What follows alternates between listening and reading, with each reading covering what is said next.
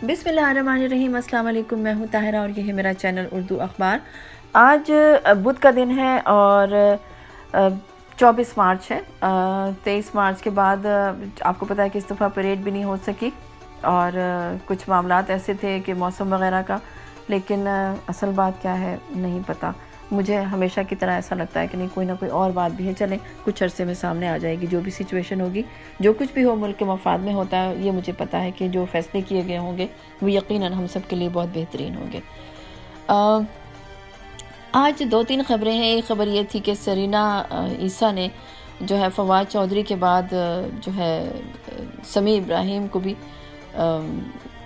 Contempt of court का जो है उन्होंने उनके बारे में भी बात की है। तो देखते हैं कि क्या होता है। लेकिन मैं एक सिलसिले में आपसे बात करने लगी हूँ आज, और वो है नैब के बारे में।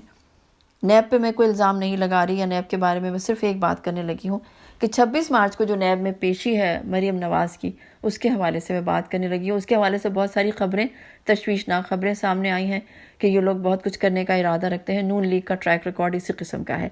मरीम सफ्दर की पेशी है और चूँकि ये अपने आप को किसी चीज़ के लिए जवाबदेह नहीं समझते, इनका ख्याल है कि ये लोग सिर्फ हुकूमत करने के लिए पैदा हुए हैं, और अगर इनके ऊपर कोई एलिगेशन है या कोई इनके ऊपर कोई ऐसे इल्ज़ामात हैं तो कोई उनसे पूछने का हक़ नहीं रखता। इससे पहले भी नैब के पर काटने की बातें होती रही हैं। तो अब इस सिलसिले में मैं आपको ये बता दूं कि सुना यह है कि रेड जोन करार दे दिया गया है उस एरिया को जहां नैब है, नैब का ऑफिस है, और रेंजर्स के हवाले करने की भी बातें हो रही हैं। बहुत अच्छी बात है। अमन व अमा के ख़तरे के पेश नज़र अगर आप ऐसा कुछ करेंगे तो ठीक होगा। लेकिन एक बात मेरी समझ में नहीं आती कि नैब में बहुत सारे लोग पेशियाँ भुगतते होंगे, सिर्फ मरियम या ये लोग ही नहीं होते, और बहुत सारे लोग होते हैं। माली बेकायदगियाँ और दीगर मामलात की नैब में अक्सर ही तफ्तीश होती रहती होगी, तहकीक होती रहती होगी, तो कितने लोग आते जाते होंगे। क्या उन सब के लिए नैब इसी तरह से ढंडोरे पीटती है? इसी तरह से उनको इतना ज़्यादा हाईलाइट किया जाता है उनकी पेशियों को कि वो लोग अपने लिए कुछ कर लें? नॉर्मली तो हमारे यहाँ जब भी कोई ऐसी जो हमारी इंतज़ामिया है, कानून नाफिज करने वाले इदारे हैं, अपनी तहकीक, तफ्तीश और रेड में वो चाहते हैं कि मुजरिम की या मुलजिम की बेखबरी में उसको पकड़ा जाए, क्योंकि यही एक तरीक़ाकार होता है। लेकिन सियासी लोगों को इतनी रियायत दी जाती है कि उनको बहुत पहले बता दिया जाता है कि हम ये करेंगे तो आप अपनी तैयारियां कर लें। और वो तैयारियां क्या करते हैं? तैयारी से मतलब ये नहीं होता कि वो अपनी जवाबदेही की तैयारियां करें, वो गुंडागर्दी की तैयारियां करते हैं, वो प्रेशर डालने की तैयारियां करते हैं, वो अमन व अम्मा को नुकसान पहुंचाने की तैयारियां करते हैं, वो ये तैयारियां करते हैं। और नून लीग का ट्रैक रिकॉर्ड इसी किस्म का है। नून लीग की पैदाइश ही जो है वो ऐसी थी कि उसके बारे में सबको पता है कि वो कहाँ पैदा हुई थी और किसके कंधों पे सर चढ़कर वो किसके कंधों पे चढ़कर वो आई थी ईवान इक़्तिदार में, ये सबको मालूम है। और आज उन्हीं लोगों के ख़िलाफ़ सबसे ज़्यादा वावेला इसलिए करते हैं क्योंकि वो समझते हैं कि वो इदारे सिर्फ उनके लिए बने हैं कि उनको इक़्तिदार में बिठा के उनको जो है खीर खिलाते रहें, बिठा के तख्त ताउस पे बिठा के, हुकूमत के तख्त पे बिठा के उनको खीर खिलाते रहें वो इदारे। तो ये उनका रवैया बन चुका है, और इसलिए कि उनके नखरे बहुत उठाए गए, उनके लाड बहुत उठाए गए, तो इसलिए अब वो ये रवैया बर्दाश्त नहीं कर सकते। उनका दिमाग ख़राब हो चुका है। और उनका दिमाग ख़राब हुआ था जब उन्होंने उनका दिमाग इतना ख़राब था कि तो उनके पास पैसा बहुत था। दूसरे, उनको बेमहाबा इख्तियार दिया गया, जिसकी वजह से उन्होंने तमाम इदारों को अपने ख़िलाफ़ अपने हक़ में इस्तेमाल करने की कोशिश की। आप ये देखें कि स्याह बाब है इनकी तारीख़ कानून लीग का कि जब इन्होंने सुप्रीम कोर्ट पे हमला किया, छांगा मांगा की सियासत, सबसे पहले शुरुआत इन्होंने की थी लिफाफा जर्नलिज्म से।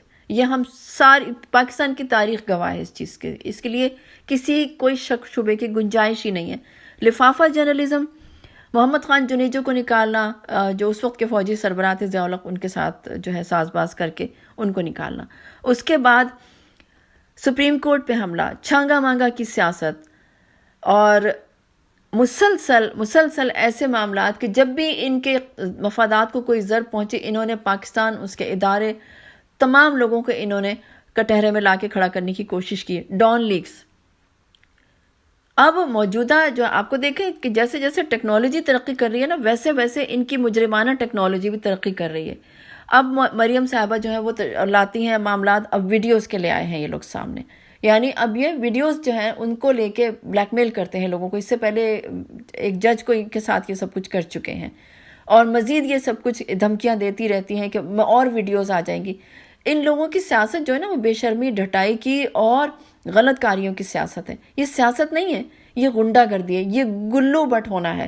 یہ ان کی سیاست کا جو ہے نا محور اصل میں یہ گلو بٹ آئیڈیا ہے۔ ان کی آئیڈیالوجی جو ہے یہ صرف گلو بٹ آئیڈیالوجی ہے کہ جس میں یہ ڈنڈے سوٹے لے کر باہر نکل آئیں اور یہ لوگوں کو ڈرائیں دھمکائیں، اداروں کو ڈرائیں دھمکائیں اور اپنے لیے حکومت طلب کریں، ایسے جیسے کہ یہ ان کا حق ہے جدی پشتی۔ ان لوگوں کو آخر آپ لوگ اتنا موقع ہی کیوں دیتے؟ اگر مریم کو نیب نے بلانا ہی تھا تو کیا اس کے لیے کوئی اور طریقہ کار وضع نہیں کیا جا سکتا تھا؟ سوچ سمجھ کے آپ لوگ کرتے۔ اس سے پہلے بھی جب ان کی پیشی ہوئی تھی تو اس پہ انہوں نے اپنی گاڑی پہ خود ہی پتھراؤ کروایا تھا اور امن و امان کا مسئلہ پیدا کرنے کی کوشش کی تھی۔ ان لوگوں کا ریکارڈ ہی اس قسم کا ہے تو ہم لوگ انہیں یہ موقع کیوں دیتے ہیں؟ یہ میرا سوال ہے۔ کیا بہت سارے لوگ جو آپ بلاتے ہیں کیا اسی طرح سے آپ لوگ بلاتے ہیں؟ کیا ان کو پہلے سے آپ اتنا زیادہ تیار کر دیتے ہیں؟ اور آپ کو پتہ ہے کہ تیاری ایک تو ہوتی ہے دستاویزی تیاری جو کہ حق بنتا ہے ہر آدمی کا جب اس پہ کوئی ایلیگیشن لگے، لیکن جب آپ کو پتہ ہے کہ یہ وہ مجرم ہے، یہ وہ ملزم ہے کہ یقیناً ان کے الماریوں میں کچھ نہ کچھ، کوئی ان کے کلوزٹ میں کوئی نہ کوئی ہے ایسے اسکیلیٹن، تو پھر آپ ان کو ایسے موقع کیوں دیتے ہیں؟ جب آدمی مجرم یا ملزم ہوتا ہے اور اس کو پتہ ہوتا ہے کہ اس نے پکڑی جانا ہے تو وہی اس قسم، تو وہ اپنی کچھ نہ کچھ تو تیاریاں کرتا ہی ہے۔ دستاویزی تیاریاں لوگ نارملی کرتے ہیں، اپنے بارے میں شواہد جمع کرتے ہیں اپنے موقف کی دلیل میں، لیکن یہ لوگ جو کچھ کرتے ہیں وہ ہم سب کو پتہ ہے۔ یہ لوگ کیا کرتے ہیں؟ یہ لوگ صرف امن و امان کا مسئلہ پیدا کرنے کی کوشش کرتے ہیں اور کوشش کرتے ہیں کہ کسی طرح سے 2-4 لاشیں گر جائیں۔ اب ایک جو آڈیو لیک سامنے آئی ہے اس میں یہی ہے کہ جو گفتگو کی جا رہی ہے وہ کچھ دمبے قربان کرنے کی گفتگو کی جا رہی ہے 26 مارچ کے دن۔ یہ دمبے کون ہو سکتے ہیں؟ یہ ہمارے وہ عوامی ہو سکتے ہیں جو کہ بوقت ضرورت ووٹ دیتے ہیں اور بوقت ان کی ضرورت جب پڑتی ہے اور جب ان کو ضرورت پڑے تو وہاں پہ 2-4 یہ لوگ لاشیں اکٹھی کر لیں۔ کہنے میں سننے میں یہی آ رہا ہے کہ شاید یہ لوگ چاہتے ہیں کہ کچھ ایسا مسئلہ پیدا ہو کہ 2-4 لاشیں گریں۔ اللہ رحم کرے پاکستان پہ اور اللہ رحم کرے ہم سب پر کہ ہمیں خدا تعالیٰ ان لوگوں سے نجات دے جو ہمارے ملک کو لوٹ لوٹ کے کھا گئے اور آخر میں یہ لوگ لاشیں گرانے کی باتیں بھی شروع کر دیتے ہیں۔ اللہ ہمیں ان سے نجات دے، میری یہی دعا ہے۔ یہ میرا آج کا بلاگ ہے اور ابھی میں آپ سے کچھ شعر و شاعری بھی شیئر کرتی ہوں۔ چونکہ بات ہو رہی تھی دمبوں کی جو کہ قربانی کے بکرے انہوں نے ہمیں بنایا ہوا ہے اپنے ملک پاکستان کے عوام کو، جو ان کو ووٹ بھی دیں اور بقول ان کے کہ ان کو جب یہ ووٹ منتخب نہیں ہوتے تو یہ کہتے ہیں کہ جی دھاندلی کی گئی ہے، جب یہ منتخب ہو جائیں تو یہ کہتے ہیں کہ ہمیں بھاری مینڈیٹ ملا ہے، نہیں ملے تو یہ اگر ان کو حکومت نہ ملے تو یہ کہتے ہیں کہ جی ہمیں تو جان بوجھ کے باہر رکھا گیا ہے۔ مطلب یہ کہ حکومت صرف اور صرف میرا حق ہے اور میں کسی چیز کے لیے جواب دے نہیں ہوں۔ یہ ان لوگوں کا رویہ ہے۔ جب تک ہم اپنی تقدیر اپنے ہاتھ میں نہیں لیں گے، میں پاکستان کے عوام کو کہتی ہوں بار بار، میری آواز بہت کمزور آواز ہے، میں بہت میرے سننے والے میرے دیکھنے والے بہت کم ہیں، لیکن میں یہی کہوں گی کہ خدا کے لیے اپنے آپ کو پہچانیں، اپنی طاقت کو جانیں، ورنہ نہ یہ لوگ آپ کو جینے دیں گے، نہ یہ لوگ آپ کو مرنے دیں گے۔ اسی موضوع پہ فیض احمد فیض کی ایک بہت کمال کی میں غزل آپ کو سناتی ہوں۔ آج کی میری ولاگ کا آخری سیگمنٹ، میں ہمیشہ آپ سے اردو شاعری شیئر کرنا چاہتی ہوں۔ مجھے اردو سے بہت محبت ہے، اردو سے محبت ہے، اپنے ملک سے محبت ہے، اپنے ملک کے لوگوں سے محبت ہے، اس لیے کہ میں اچھی ویلیوز پہ یقین رکھتی ہوں، اس لیے کہ میں پاکستان پہ یقین رکھتی ہوں، اس لیے کہ میں پاکستان کے محب وطن لوگوں پہ یقین رکھتی ہوں۔ اور محب وطن لوگوں میں ہمارے شاعر حضرات بھی آتے ہیں اور فیض احمد فیض انہی میں سے ایک ہے۔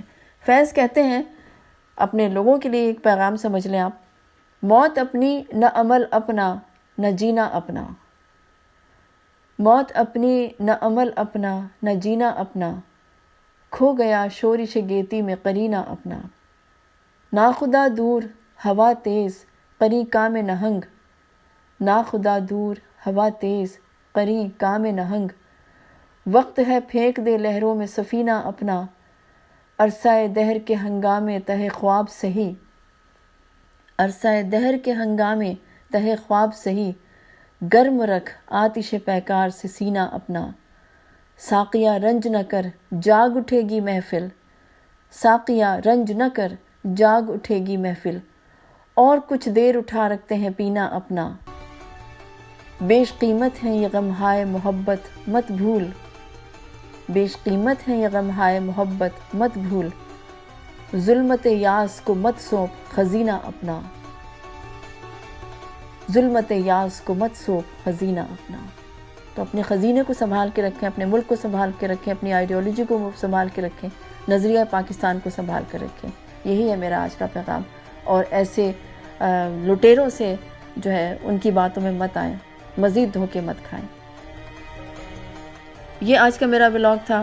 اللہ تعالیٰ آپ لوگوں کو سلامت رکھے اور اپنا خیال رکھیے گا، اپنے اس چینل کا خیال رکھیے گا. اللہ تعالیٰ آپ لوگوں کو آسانیاں عطا کرے، آسانیاں تقسیم کرنے کا شرف عطا کرے. مجھے طاہرہ کو اجازت دیجیے، اگلے ولاگ میں آپ سے پھر گفتگو رہے گی. اللہ حافظ.